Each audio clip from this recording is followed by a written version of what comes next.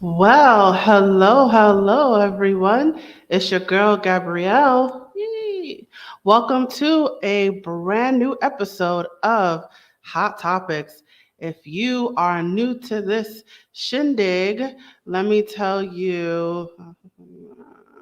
Okay. If let me tell you what the show is about if you are new to this little shindig. So this is the show where we like to have them real conversations. We like to take that kitchen table talk and we like to put it all out in the open, all for the purpose of education. So we tend to focus on, things with maybe jobs or disabilities or um, anything pertaining to families. So we cover a lot of different ground here, and today is no different. So today, not only do we have a repeat topic, but we have our repeat guest. So let's get right into it. So today's topic is relationships part two. So we had a prior conversation about relationships. Now we are bringing it back and we're continuing this conversation about relationships. So that is awesome. I love it when topics repeat. I love it when we continue to talk because that means that there is so much more to say. So I am looking forward to continuing this discussion. And I have a repeat guest. I think he has come on the show the most number of times compared to all my other guests. So, I think he just likes the hot seat. He likes getting burned. So we have brought him back again, and his name is Shane Thrapp.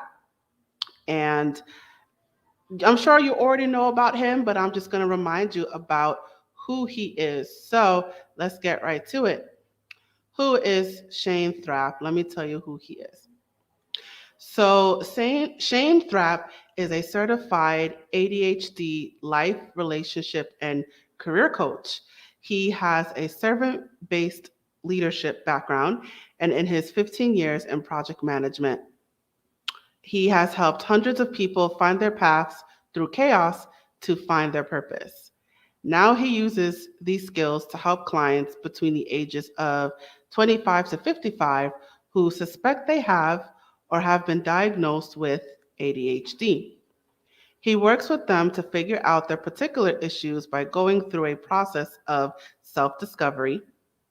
From the discovery process, he helps them discover how to use their strengths and create systems to manage their ADHD in their life, relationships, and careers. Fabulous.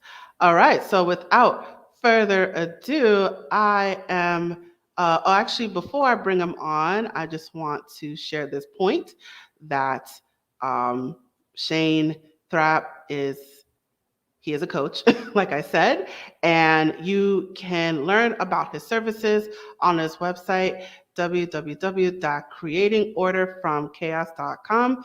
And he is all over that social media: Facebook, Instagram, Twitter, LinkedIn, TikTok, TikTok. So he is all over that social media, you guys. So I encourage you to check him out and follow him and learn about his coaching services. Now I will bring him to the stage. Hi, Shane. How are you doing today? I'm doing good. How are you doing? I am well. Excuse me. All right. So I brought you back because we are going to continue discussion about relationships. And particularly, I would like to focus on what you call ethical non monogamy. So I wanted you to explain what in the world that is. So I'm gonna, you know the drill. Hmm. I'm gonna pass the baton over to you and go ahead and explain. Yeah, definitely. All right, so let's talk about ethical non-monogamy, also known as consensual non-monogamy. This is kind of a broad term that encompasses any form of relationship. It doesn't have to be sexual; it could also be romantic. That doesn't take the form of like that exclusive monogamous relationship between two people. Some people it's a lifestyle choice. Some people it's just they feel that's who they are. It can be complicated, as any relationship can be, but it also can be hugely rewarding in a lot of different ways. The biggest thing about these relationships is that everyone is aware, everyone is enthusiastic and consenting, and want to be involved in this type of relationship. All right, so let's break it down. What is it? How does it work? You find a lot of situations where some people are trying to figure out how their relationships work. And as they get older, they kind of find themselves in these situations where maybe they're chronically cheating, or they're not getting a lot of fulfillment from the relationships that they're in, and they're noticing that there's a lot of needs not being able to be met by just a singular person.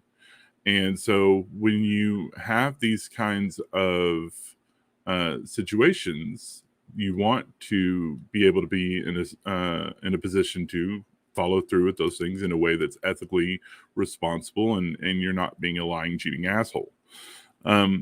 For some people, it's also, there's couples who just, they feel like they need a little bit of extra. There's a little bit of fun that they want to have on the side. And so they want to have, something that they can do in a sexual way with other couples or with other people. And so they just want to kind of add that little spark to their life. And it's not meant to, they don't want to be cheaters, but they also want to be able to have fun with each other. So there's just different styles of ethical non-monogamy or consensual non-monogamy. Polyamory is an example. That's where there's like people have like multiple romantic or sexual relationships at the same time. Obviously everyone knows about like threesomes. Everybody knows about swinging. We've seen those quite often.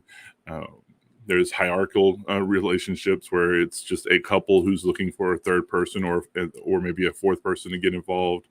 There's also things called quads, where it's 4 people who are involved with each other. Sometimes it's 2 couples. There's also the don't ask, don't tell type of relationships, where while everybody may be aware that there's other people involved, they don't really talk about it outside of those, outside of the 2 or more people that are involved that are within that boundary that they want to keep. So basically it's, let's put it all out on the table. So basically it's someone who has multiple romantic partners or sexual. Multiple romantic or sexual partners. Yep. Okay. Listen, it's hot topics. Let's call it what it is. So what so I guess the key part is the ethical part, right? So because you talked before about cheating, which is like, because someone might be like, well, isn't that the same as cheating? No, because of the ethical part, meaning that there's a discussion, there's a consensus, there's an agreement about having those multiple partners. Yes. The boundaries are a big part of the relationship, because you have to set those in place so that everybody is kind of aware of what betrayal is now. Because it's kind of easy to dictate what betrayal is within a monogamous relationship. That's you stepping out with somebody else. But whenever it comes to having multiple relationships or multiple partners in different types of relationships, it can get kind of murky as to what is allowed and what is not allowed. For some people, a hard boundary is making sure that everybody involved uses condoms. Another common one that I've seen before is making sure that you don't get somebody else pregnant. When it comes to these kind of situations, you have to be very upfront, and you have to have a very wide open communication style. And that's kind of why, you can't really go into these types of relationships with a relationship that's really rocky, where there's not a lot of trust or there's not a lot of honesty. There's if you've cheated in the past and it's never been healed from there, or if you're kind of dragging people in under duress, where like, well, if I was, I'd stay with you if I was able to be, with these other people, and the other person is just kind of coming along because they don't feel like they have a choice. They don't want to be alone, and this is the best they could do, and that's really shitty. So like, for people who are looking to be in ethical non-monogamous relationships, having that ability to have a strong relationship and having those boundaries is super important. And that's where you can cheat within the the realm of that type of relationship by violating those boundaries and doing it intentionally and maliciously. So now I'm wondering, does this apply to, I think it's polygamy, where you have like multiple husbands Mm-hmm. or multiple wives? Yes, yes. Um, I keep forgetting what the female version of that is, but yes, polygamy would be considered a type of ethical non-monogamy. Again, as long as everybody is consensually giving their tacit agreement to be involved in that type of relationship, and there, you know, you know, you know, and it's not like a cultural thing where the position of power is being unfairly used. Hmm. So, I mean, if we want to be controversial, in the Bible, in the Old Testament, there were several instances of um, of men who Polygamy. had, Hmm. polygamy, men who've had multiple wives. I know the famous one was David. I think he had like 14 or 15 wives. Hmm. So it has a presence in the Bible. Um, so so why would someone want to do this? That's the $6 million question. Why is monogamy so difficult? Um, I kind of want to take a one little step back about the Bible part. So earlier, when I mentioned the whole cultural part of that, the issue with the biblical version of polygamy, and also with the Mormon ideal of polygamy, is that it's a contractual obligation between the men involved, and the women don't have a say in who they're given to and who they're sold to, and that is a very distinct form of oppression against women, and the level of misogyny involved in that because of the treatment of the women involved there is one of the reasons why there's such a huge stigma against open relationships and consensual non-monogamy. So I just wanted to touch on that real quick. um Now, to your original question as to why would people do this, you know I have a client who, for his entire life, he was always in different relationships, always. Like he couldn't stay faithful to anybody, but he didn't want to cheat. And so he would bounce from relationship to relationship. And he met a man who he really cared about. He really, really cared about. And but he was very hypersexual, and he needed a level of sexuality where he would be happy and satisfied. And when I say hypersexual, he needed it at least once a day, if not multiple times during the day. And his partner, while at first was very enthusiastic about this and enjoyed it, was not the type of person to be able to maintain that kind of relationship. However, in every other instance of their relationship, they were fantastic. They loved many of the same sports. They enjoyed a lot of the same activities. They enjoyed going to do things. They loved travel. Neither one of them wanted kids. So they just had this really good lifestyle that they both really enjoyed. And they loved each other pretty distinct, really a lot. However, the problem came is the guy, the man who wasn't very sexual started really dreading sex, and he dreaded it so much that he started developing an aversion to it, because the husband who was hypersexual was very pushy about it. When they came to me because the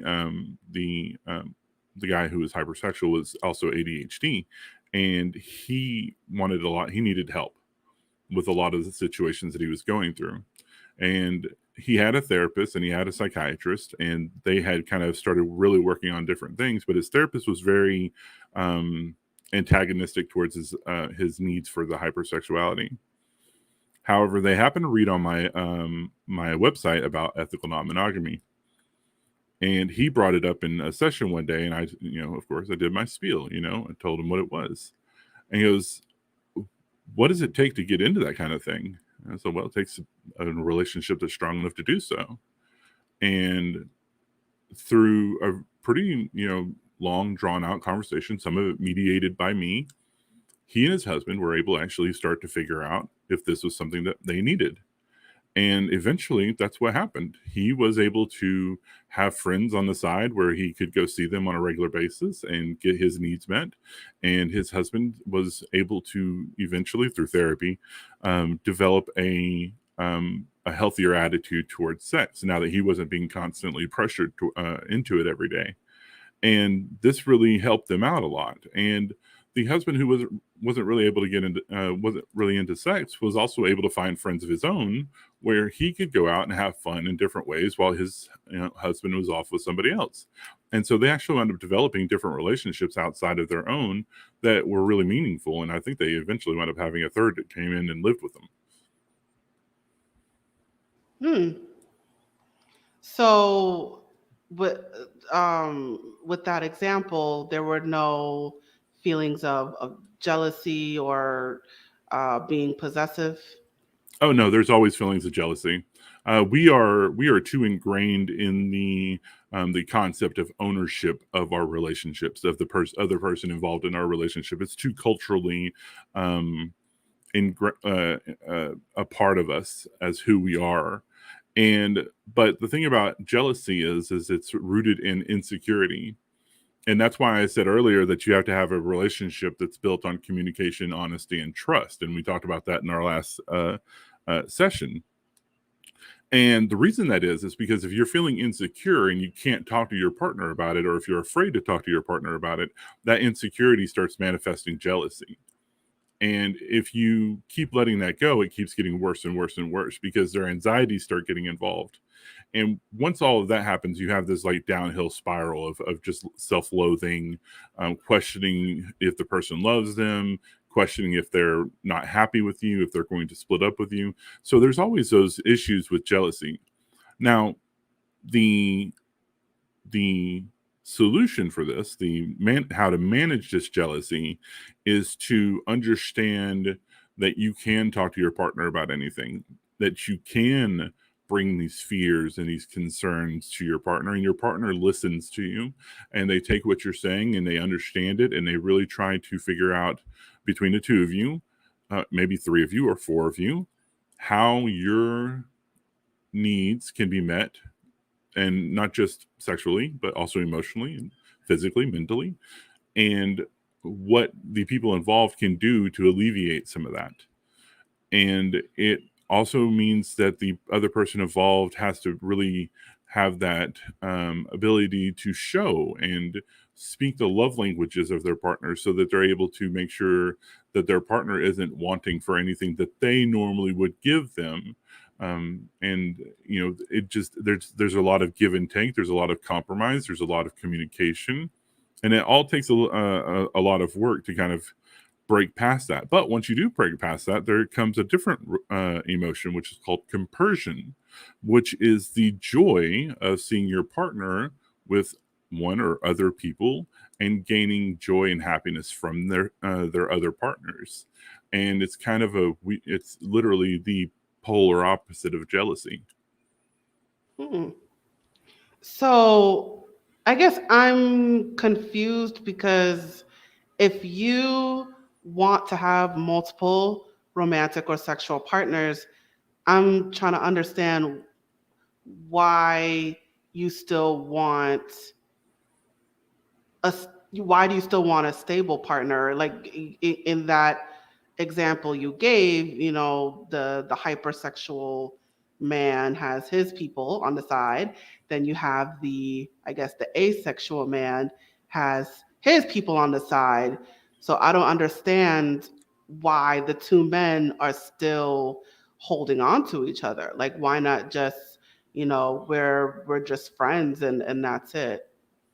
Some relationships do turn into that.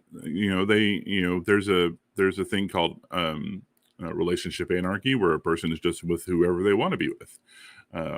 But there's a different type, which is called hierarchical relationship, which is what this one was, where it is essentially a main couple, and then they have other relationships on the side. Now, why did they want to do that? Because they really enjoyed being around each other. They loved each other in a fundamental way that really was a lot deeper than just the sexual aspect of a relationship. And there were so many different characteristics of the person that they were with that they didn't never want to see themselves with anybody else in certain ways. And so that's where you see a hierarchical relationship come into play. And that's really important, because sometimes, like I said earlier, the relationships turn into something else. And that it takes a certain kind of emotional maturity to kind of look at the relationship and see how it needs to evolve. And that's, again, why we have to have that honest communication and that trust in each other, and the understanding that, it might change. It might move into something different, or it might get, even more intense, especially if you bring in another person. There's a lot of, in our country, there's a lot of benefits to being married. And, there's a lot of benefits to having multiple people living in the same household. And so having those benefits between, 2, 3, 4, 5 people can really make a serious impact on your life. And I've heard relationships where there's 4 adults in the same household, all 4 of them making over $100,000 a year. And when you think about that, and you think about the fact that they're kind of pulling their resources together, and that there's kids involved where they're also being taken care of, not just by a mother and father, but also by others, like, we'll call them aunts and uncles, not really friends. But the kids are able to get a lot more attention. Remember, it takes a village to raise a child. It's just kind of like having more of a larger extended family that's in the household. It's just a different type of relationship between the family members. So does this include orgies? I mean, orgies would be a type of, like, it's thinking about swinging and things of that nature. Orgies would be considered a type of ethical non-monogamy, because everybody's consenting, everybody's having fun, everybody's enjoying themselves, and everybody's aware of what's going on, hopefully. So I guess when so when I originally heard this topic, I have to admit I was judgmental. Part of me was just like, ew, that's so gross. So there's no concern about like STDs, STIs. Like, I guess a part of me is cringing because it's like no one's afraid of what you're bringing in.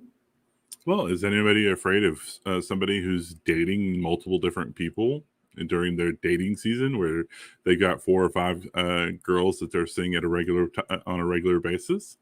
In a group, like an orgy environment and everything like that, why are condoms used? You know what I mean? Because people are concerned that there's STDs, STIs. The thing about ethical non-monogamy and consensual non-monogamy, remember we were talking about boundaries earlier.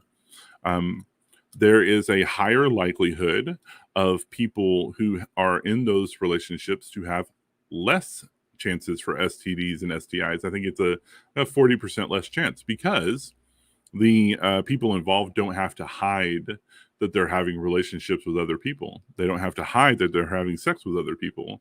So they can sit here and have condoms chilling around and in easy reach and things of that nature.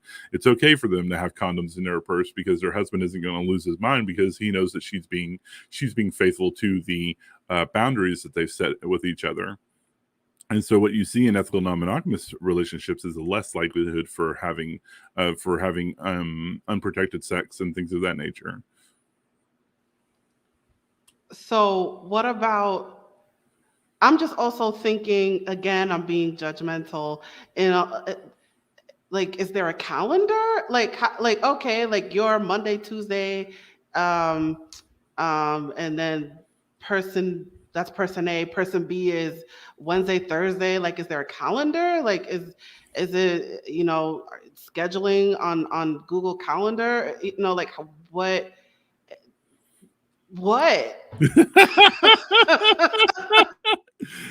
Welcome to the actual difficult part of ethical non-monogamy. All right, so let's talk about that. So ethical non-monogamy, whenever you have multiple partners and everything, you want everybody to be aware of the situation because you don't want that insecurity. And so everybody kind of needs to be aware of what's going on. Now, in your simpler relationships, such as like don't ask, don't tell, the guy or girl are going out of town. They want to be able to go to the bar and pick up somebody if they feel like it. You know what I mean? There's no real pressure there. There's no lying about it. They just want that. And it's easy enough. You already have it on your calendar. Hey, he's in this, he's in San Diego for 5 days, there, done.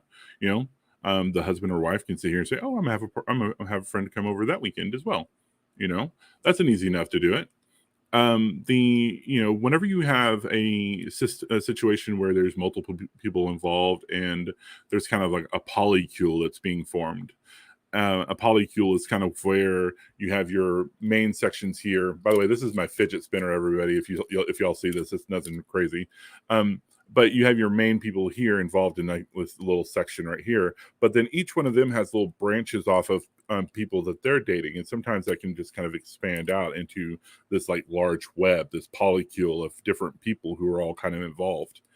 And when you have a situation like that, the core group of people with boundaries wants to be aware of what's going on. So if Tom is married to Kate and Tom has 3 different girls or guys that he's seeing on the side, if he plans on going on a date, that kind of needs to be communicated to the other people involved so that there's no mixing up the schedules. And so guess what? Google Calendar is your best friend here, people. Your iCalendar and your Apple phones, it's your best friend. Because then you can have those kind of communications like, hey, I'm supposed to go on a date with Mary Sue this weekend, and I just want to let you know, did you have any plans before I schedule it? And then the partner can see here and say, oh, no, I'm good. Actually, I wanted to go see Mickey over here, and we wanted to go on a date for something. I was just about to talk to you about it. And so there's this kind of time management system that you have to put in place. There's these people management systems that you have to put in place. And as the polycule gets larger and larger, the better you have to communicate, the better you have to talk about things and be willing to sit here and say, oh, crap, I fucked up. I know that we were supposed to go do this thing, but I already had something scheduled. What do you want to do here? And then kind of work out the compromise or work out the solution to the problem.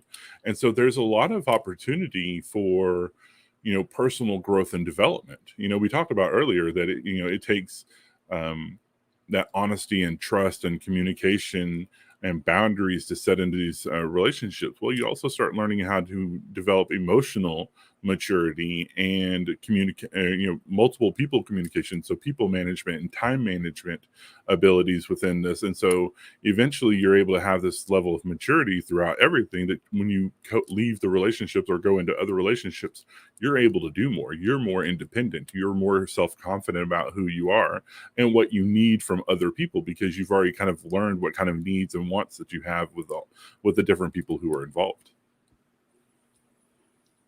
And another thought just occurred to me too. I know you said that, people in these types of relationships, they're more likely to wear condoms and use protection, but that's sexual contact. What about kissing? What about skin to skin transmission?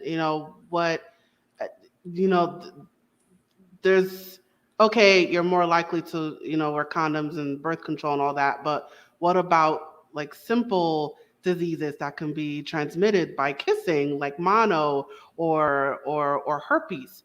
Like this again, that that the concern is not there in these relationships. I mean, no more than the same concern for people who are just dating. You think about the girl who's just not ready to settle down, and she's kind of dating the field, right? She goes to the club one night, she makes out with this other guy. She goes to another club 3 days later, she kisses another couple of people, and then she goes to another club that Sunday for drag night, and she meets a totally hot chick there, and she's kissing her. Like, you see what I'm saying? Like, so there's a lot of dangers there as far as that's concerned.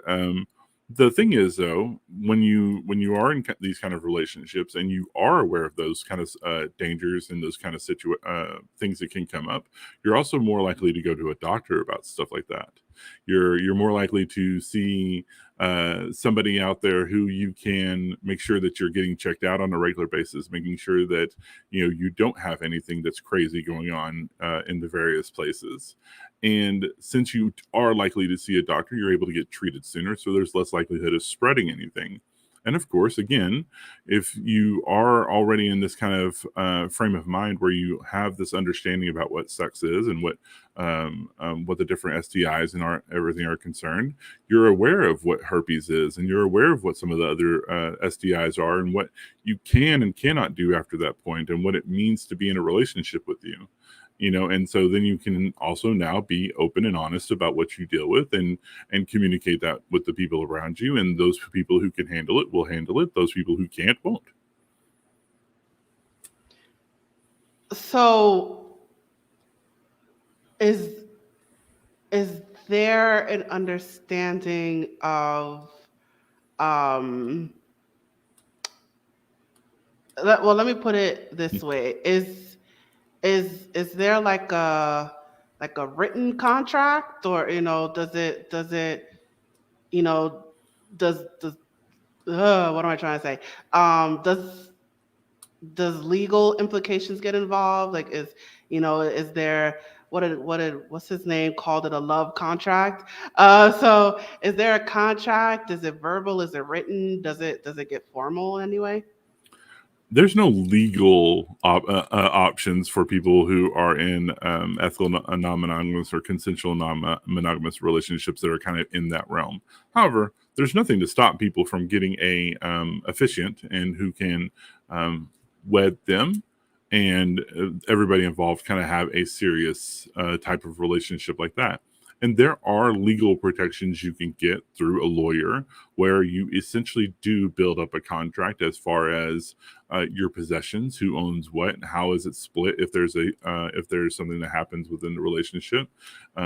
There are obviously legal considerations to take into consideration when you have children involved, especially if there's multiple mothers and fathers who, when the split happens, may want visitation rights, may want to have financial considerations. They want to be able to help support the child after the fact. And, those kind of have to all be kind of taken care of on a case-by-case basis. So speaking of children, you might have brought it up before, but what if there are children involved? How do you explain all of these relationships to children? Kids are pretty resilient, if you sit here and obviously you don't tell little Timmy, who's 3 years old, that mommy has 14 boyfriends. You don't tell little Janie that daddy goes and sees 9 women on the side. But what you do say is, if they're, you take the same consideration as you would as if you were dating as a single person, and you wouldn't be bringing home, every Tom, Dick, and Harry that you're messing with and you're talking to. You would bring home the people that you feel are safe around your kids, the people who are going to be in their lives and have proven that they're honest and trustworthy, and that they can be mature around your kids and have adult conversations without really cluing those kids who are too young to grasp any type of relationship outside of mommy daddy kind of relationship. And they're friends. They're people who come and hang out on a regular basis. There just happens to be other components to the relationship. Now, if the kids are a little bit older and they understand that there's loving and romantic and sexual relationships, so age appropriate conversations can be had. And at that point, it's just kind of, that's what mommy and daddy does. You know what I mean? There's no, they'll, of course, they may talk about it to their friends and their families. And that's the big danger right there, is like, do they get vilified by those around them for having mommy and daddy and, Johnny and Maria and stuff like that in their household. But at the same time, they're going to get bullied. A lot of kids are going to get bullied for a lot of things. Think about same-sex relationships and how kids have to deal with that kind of stuff. So the same way that you have those tough conversations with kids at that age, you have the same kind of conversations when it comes to these relationships, because they also include or may include other same-sex or bisexual or or people in the relationships who are transgender, or they are or asexual or agender. And you have to have those conversations so the kids know what to expect and how to respond, and how, who to communicate it with if they're being bullied and things of that nature. So now I'm wondering if, uh, as you were talking, it occurred to me that, oh, this is such a man thing, like this is something, women don't, I mean, if they do, it's not that much, this is something that I would expect a man to do, So do you think there is a gender favoritism when it comes to ethical non-monogamy?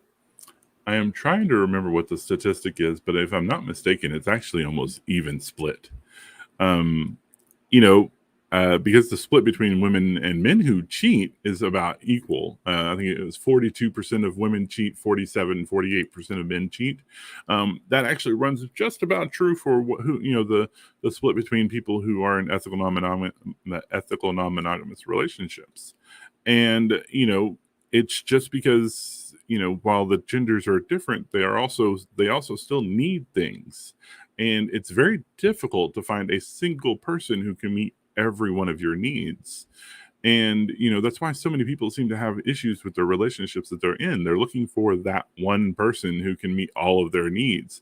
However, as we have learned from people like Dan Savage, a relationship expert, sometimes you had to find that person who's that 0.6, 0.75 that you just kind of round up to the one. Well, what about that 25% and, 30% or 40% of what you need, right? Think of bisexual people or people who are pansexual. Should they completely eliminate a huge chunk of who they are just because they're in a same sex or different sex relationship? Should they ignore the other aspect of their sexuality just because they are with somebody at this point?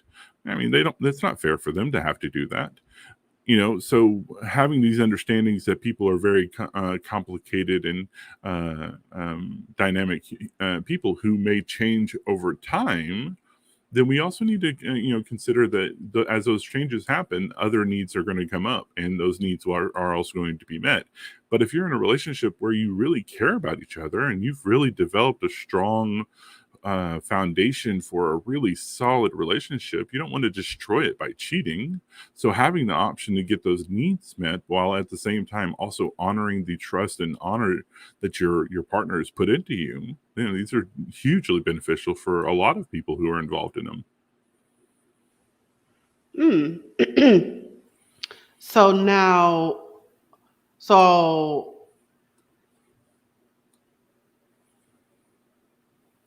I'm wondering if, I gotta think about this. So, and it was at this point that she realized ethical non-monogamy might be a thing. I mean, I didn't think it was so. My brain just froze, but I didn't think it was so like out there. Like I didn't even I knew what it was, but I didn't know there was a word to it. Right. You understand what I mean? Yeah, well, look at it like this. And there was a 2016 study done, and they discovered that 20% of single U.S. adults talked about being in some sort of ethical non-monogamous relationship. When you look at that number, that's a huge number when you look at the number of people in the United States. It's estimated that between 4 and 5% of people actually actively participate in ethical non-monogamous relationships. That's more than the entire LGBT community combined. 51% of people under 30 reported that they, had experimented with ethical non-monogamy in the past and would be willing to do so in the future. And that was in 2016. This is 6 years later. The numbers as younger people are getting older and older and more aware of of what ethical non-monogamy is and consensual non-monogamy is, the more likelihood that those numbers are going to do nothing but increase, especially as older people die off and the older cultural definitions of relationships being only monogamous start to slowly start to erode and get redefined into just loving relationships. You look at Cuba. Cuba actually now has the ability to be married to multiple partners, and it's legal in Cuba of all places. You know what I mean? So you got to look at the cultural stigma of ethical non-monogamy is slowly being eroded away as the older people who have a little bit more closed minds are either being convinced or they're dying. And so we'll see probably a large explosion of what ethical and consensual non-monogamy starts to become in our nation not too long from now. So what does this mean? Is this the end of monogamy? Is this the end of marriage? Is this the end of traditional relationships? Is it all over as we know it? No, because not everybody's meant to be in that kind of relationship. There's a lot of people who can't get past the jealousy. There's a lot of people who can't deal with the time management, the people management aspect of it. There's a lot of people who just don't want to, honestly. Like, oh my God, it's so exhausting to sit here and think about being in that many relationships or having to deal with that kind of scheduling conflicts and, always wondering, if your partner did follow through with the boundaries. There's a lot of people out there who aren't going to be moving into this type of relationship. But for those people who want to, who are looking forward to that and are mature enough to do so, they'll start sliding into that direction and they'll start slowly going through that way. Does that mean the end of monogamy? No. There's too many people who enjoy that and want that. And, and there's no right or wrong way to be in these types of relationships. There's nothing wrong with monogamy and there's nothing wrong with ethical non-monogamy. It's two sides of the same coin. It's just about having the freedom to be in the type of relationship that you want to be in and getting your needs met and making sure that your partner are getting their needs met, even if you're not the one being able to do so. And even if they're not the ones being able to do it for you, these don't have to be sexual in nature. You have to be romantic in nature. They can just be what they are. And, just kind of allow them to be, enjoy their lives together, however they decide to do so. Wait, so I'm wondering, like the friends with benefits concept, does that count? Yeah, as long as everybody's aware and understanding and happy to be involved. Yeah. Okay, sorry. There's a loud siren outside. Okay, all right. So we're having fun, but we gotta wind things down. So any words of wisdom that you would like to share with our audience? Any final words? Yeah, like here's the thing about relationships. The length of the relationship, a successful relationship isn't one that lasts forever, right? It's not, till death do us part, and you being able to make it there. You didn't win any prize there. A successful relationship is one where everybody involved enjoyed themselves. They enjoyed the journey together. And whenever they leave the relationship, everybody leaves the relationship being better people from it. And that's a successful relationship. The length of time doesn't matter. A one night stand is just that where everybody walked away from it and are happy and they're better for it is just as impactful as a person who's been with his wife for 50 years.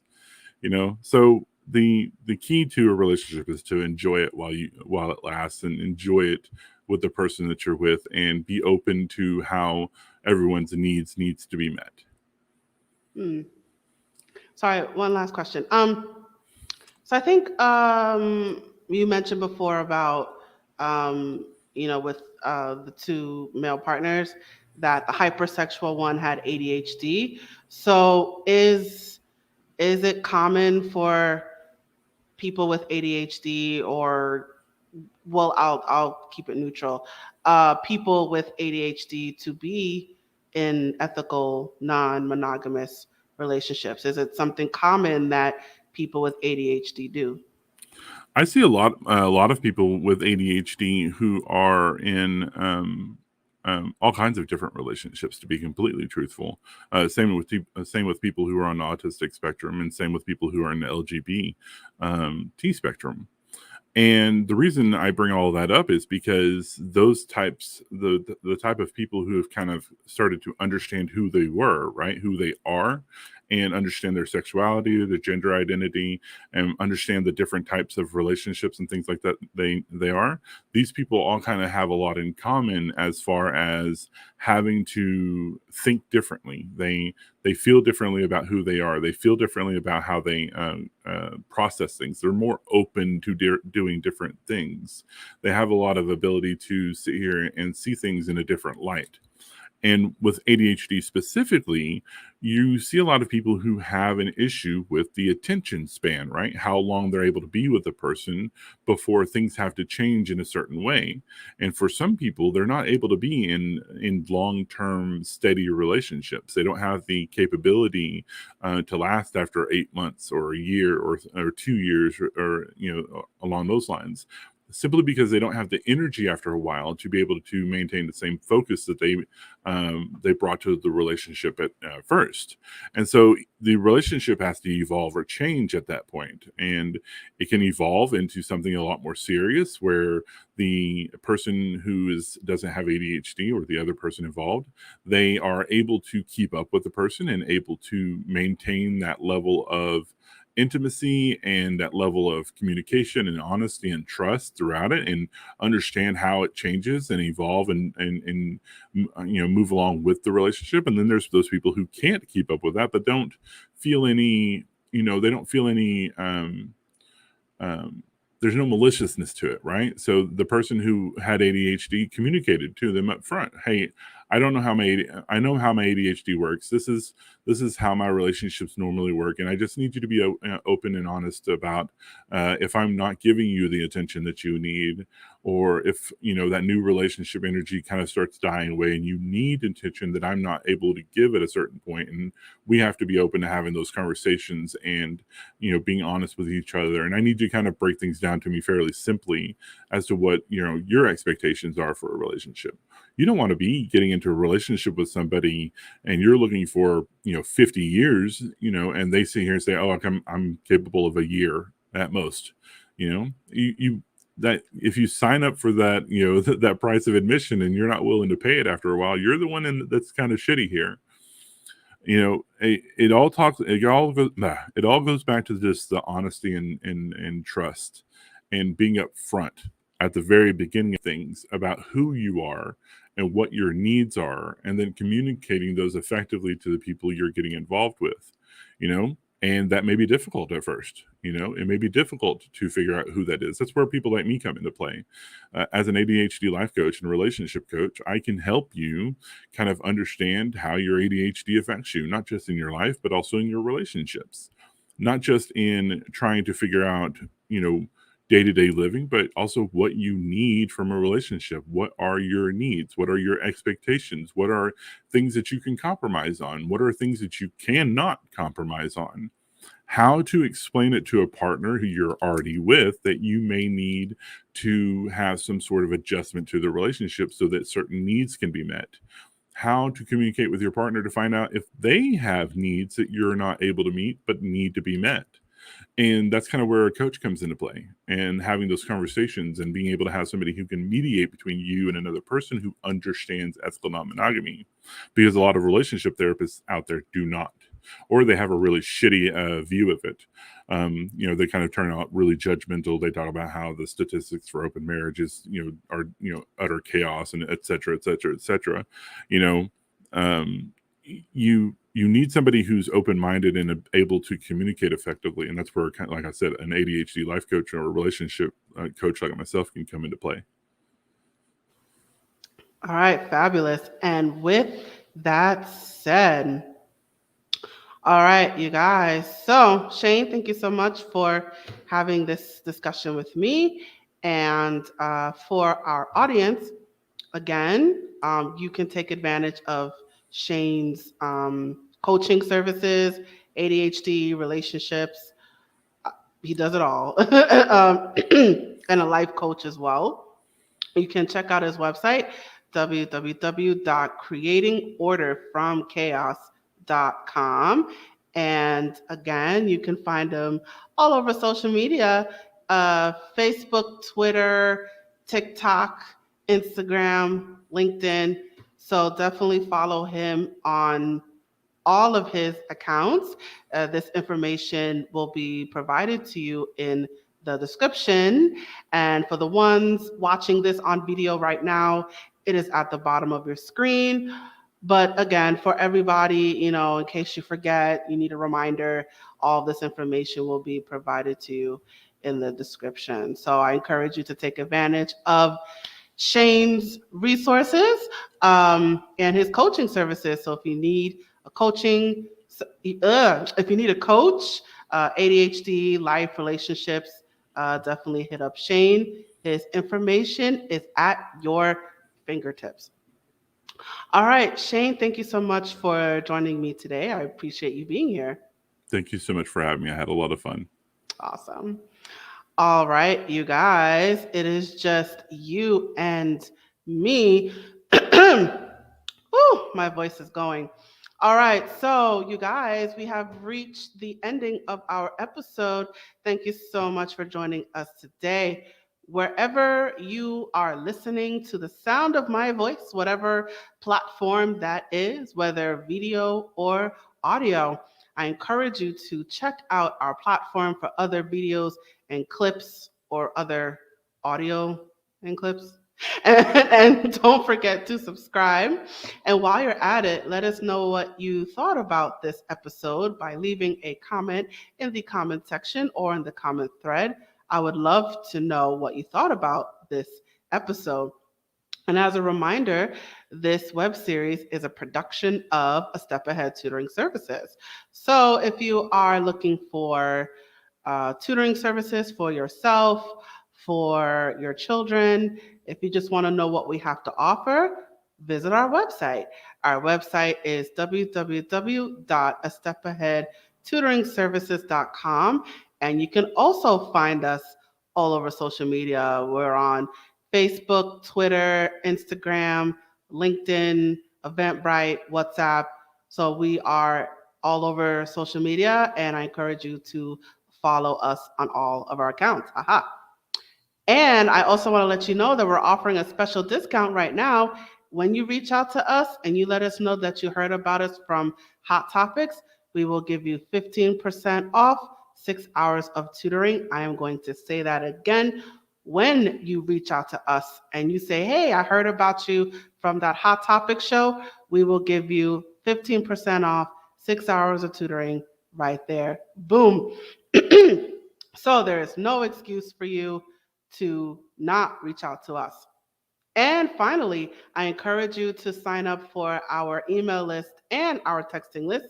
Stay in touch with us about all things that are A Step Ahead Tutoring Services, and you will receive exclusive offers, promotions, special stuff, everything, everything exclusive when you sign up for our email list and our texting list.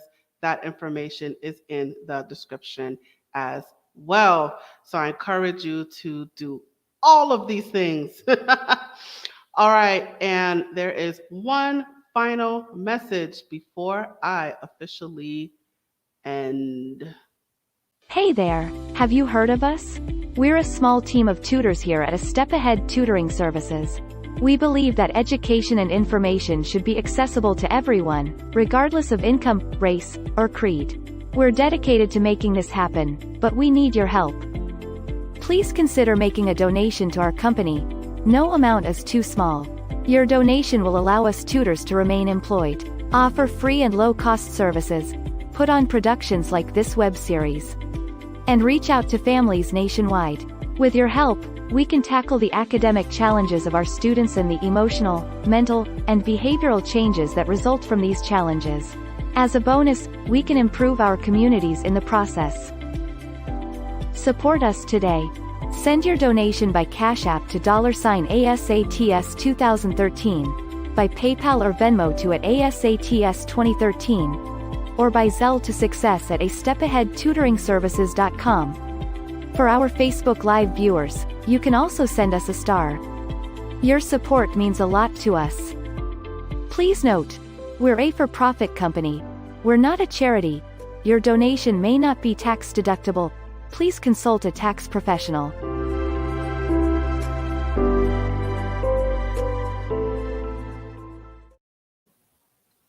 All right, you guys, and that's it.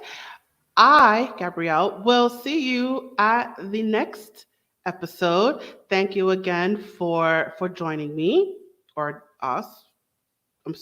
Thank you for joining us. I look forward to seeing you at the next episode. So now I am signing off. Bye.